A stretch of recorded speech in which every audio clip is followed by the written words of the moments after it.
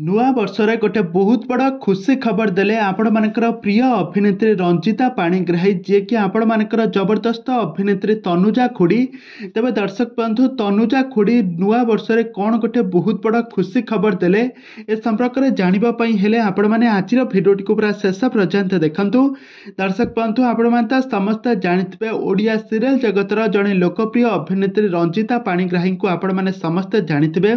ଆଉ ତାଙ୍କର ବହୁତ ସୁନ୍ଦର ଅଭିନୟ ଆପଣମାନେ ବହୁତ ସାରା ଓଡ଼ିଆ ସିରିଏଲରେ ଅଭିନୟ କରିଥିବାର ଦେଖିଥିବେ।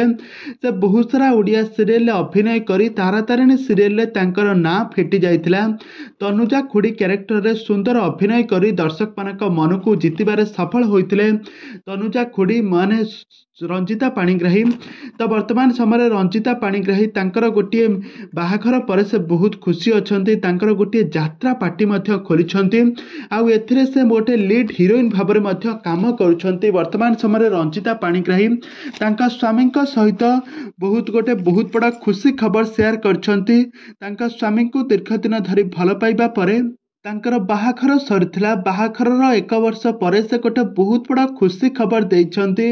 ବର୍ତ୍ତମାନ ସମୟରେ ସେ ଓଡ଼ିଆ ସିନେମାରେ ଅଭିନୟ କରିବା ପାଇଁ ସୁଯୋଗ ପାଇଛନ୍ତି। ଆଗାମୀ ଦିନମାନଙ୍କରେ ଏହି ସିନେମାର ସୁଟିଂ ଆରମ୍ଭ ହେବ।